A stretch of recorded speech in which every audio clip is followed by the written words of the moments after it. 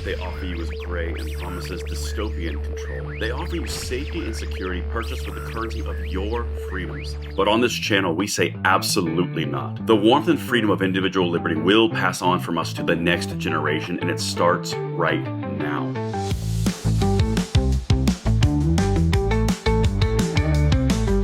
Welcome back, brothers and sisters. I am Braden. This is Langley Outdoors, the place where we not only talk about what's going on in the gun world, our beautiful country, how we're going to fix this bad boy together. Guys, we've got 24 states that found their balls in someone's purse and demands Congress pass H.R. 38, which of course is the Constitutional Carry Act.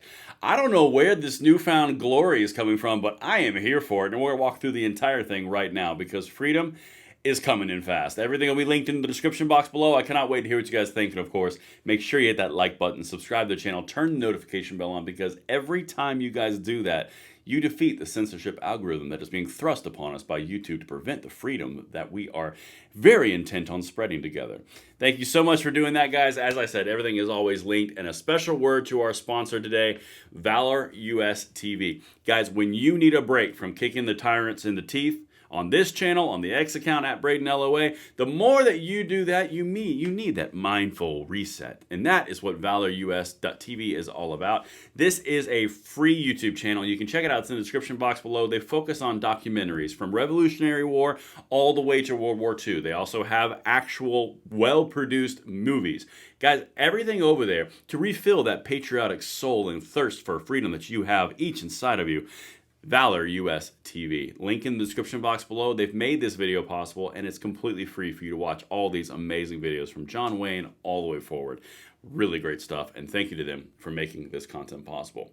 All right, so let me go ahead and throw all this stuff up here real quick, because we've got to dive into this, you beautiful bastion of freedom. All right, so of course, at Braden LOA on X, get in there, let's jump. All right. 24 state attorneys general, led by Oklahoma and I believe it's West Virginia, are encouraging House lawmakers to pass Constitutional Concealed Carry Reciprocity Act. Now, the reason that this is well-timed is because a lot of you have been asking me, what about national reciprocity? I've seen that a lot in the X comments, a lot in the YouTube channel. Guys, this is what we need to see.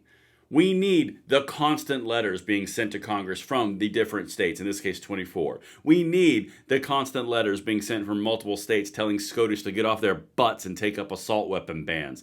This is what we need. The more momentum, the more current events that we are generating from very big places, it's going to continue to build. This is how you make a movement from something that is small and on the internet to something that is broad-based and well-appealed. This is a very important piece to this. Now, I'm going to dive into this. I'm going to show you which states are involved, but this is the actual article, or excuse me, the letter that they just sent. Again, I'm going to show you the states at the end. But some of the things that they say, particularly about going after gun control states, is really awesome. All right, more of this now. So, as you can see, the date is May 21st, 2025. This is last week. Support for H.R. 38, the Constitutional Concealed Carry Reciprocity Act.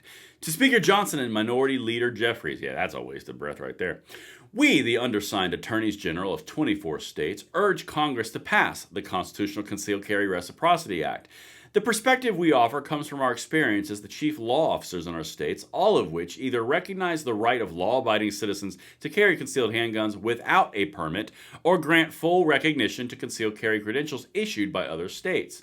Simply put, we know firsthand that recognizing a broad right of concealed carry among law-abiding Americans promotes public safety and respects the fundamental liberties of our constituents. It is with these constituents in mind that we urge Congress to pass that act, the constitutional carry, or excuse me, the concealed carry credentials. Guys, this is a really big deal.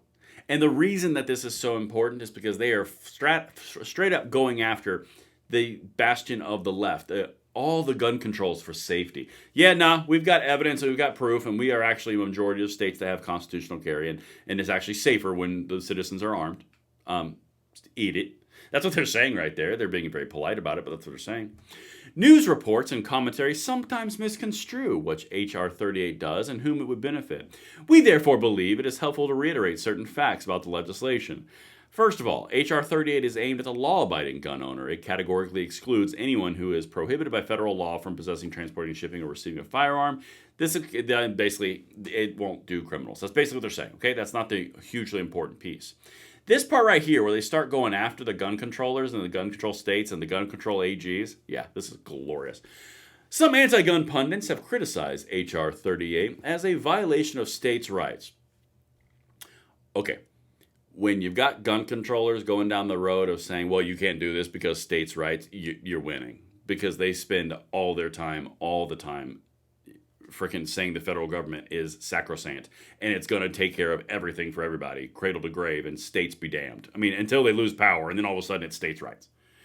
Anyway, a concept that would have been completely unfamiliar, if not repugnant, to some of these same pundits in any other context. They just said what I just said, it's nicer.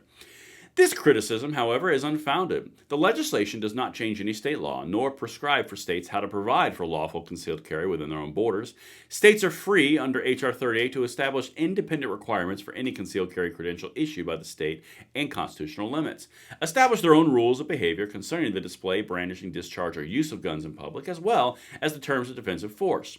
H.R. 38 additionally recognizes the right of property owners to establish their own policies for carrying of guns on private property. So basically they're saying, like, look, lefties, it's okay, we got some gun control in here. That's effectively what they're saying. Another criticism is that H.R. 38 would prevent police from doing their jobs. This is obviously not true, as permitless carry is now the majority rule in the United States, and police departments in such states continue to protect and serve the public as before. Basically, all the fear-mongering is a bunch of bullcrap. So, right there, it's so important to understand. Permitless carry is now the majority move in the United States, and the world hasn't ended. In fact, in Ohio, the Attorney General put out a data release last year that says crime went down dramatically in all cities, except one. Yeah, let's get one. Where was I? Ah, yes. To determine the lawfulness of the behavior and whether the person meets the thresholds for protection under the Act. If the individual does not meet the Act's threshold, state law, including any licensing requirements or possession restrictions, remains fully enforceable. Any criminal conduct occurring in tandem with the firearms possession would, of course, remain subject to the full extent of the law. This is the whole point, and this is why you're probably going to see this go somewhere, okay? Because they put in just enough of the permitting and the licensing requirements and the existing gun control carve-outs that they're going to be able to put some in blue states. So they can go, it's okay, we still got some gun control in blue states. Meanwhile, red states are like, sweet, we can go everywhere. It's concealed carry reciprocity. That's the entire point. That's why the left hates this, because they can't control people from out of their states. The left loves the gun control in their states because they are independently controlling people outside of their own states. It's all about control. That's the entire point. But anyway, finally, critics of H.R. 38 complain that it would force states with strict permitting standards to accommodate carriers from jurisdictions with more lax requirements. What this typically means, however, is that some states, despite the U.S. Supreme Court rulings to the contrary, make getting a carry license as expensive, burdensome, and bureaucratic as possible, simply to discourage citizens from exercising the right. We've said that on this channel for 4 years now. They put your rights as the population behind fees and fines and money. If you have money, you have rights. If you don't have money, you can't have your rights for safety. It's just like the Democrat thing of old. If you have land or if you have enough money, then you can qualify to vote. It's the same shit, but with a different dress up. That's all it is. These people should not be encumbered. Their rights should not be encumbered because they can't afford all the draconian money that is required to have their rights. It's put in place by far left progressive Democrat regimes. That's why this is a problem. There is substantial evidence that concealed carry licenses are more law-abiding than the general population, yet there is zero evidence that any state has better standards for screening out dangerous individuals with its licensing regime. And here's where they throw New York under the bus a little bit. And then I'll show you the states. New York, for example, used to limit the number of people who carry by forcing applicants, who carry by forcing applicants for a license to demonstrate an extraordinary need for self-defense. This had nothing to do with choosing the safest applicants, however, and indeed, the may-issue nature of this regime promoted corruption within New York City's Office Licensing Authority, with officials convicted of accepting bribes to issue licenses even to those who would fail the objective requirements of the licensing regime. Similarly, Los Angeles limits the number of people who carry by charging exorbitant fees and making applicants wait a year or more for their licenses to be issued. That has prompted a civil rights investigation by the DOJ, but it has not resulted in only safer people being issued licenses. That's the entire point, guys. They're putting your rights in control and taking your rights because you can't afford them.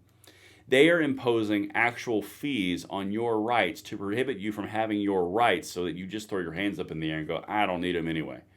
That's the entire point. That's why this is so twisted. They do this to guns and now they spread it to everywhere else. The stuff that happens in the gun world, we are literally the fighting cusp on the fighting edge of what they're going to do to everybody else. We will lead out of this because we're the ones that have been taking it right on the chin. Anyway, let's continue. Concealed carry is a constitutional right, and it can have substantial public safety benefits by allowing people the means to respond to emergent threats to themselves or others when people are not immediately available to intervene. Guys, this is a very well-worded letter, but this has to happen more. There have to be more and more states consistently talking to the SCOTUS, consistently talking to the legislature, consistently talking to the executive branch. This is how you build a movement. You consistently apply pressure over and over and over again until they break. And that's the way that it works. And these are all the different states. They're all red states. You can see Mississippi, Indiana, Nebraska, South Carolina, South Dakota, Utah, Wyoming, New Hampshire. Kentucky. All these are really red states, but this is how you do it. Anyway, that's what I had for you guys on the first one today. I got a lot more stuff coming. Crazy stuff is happening, but I will see you on the next one. I'm Braden. See you later.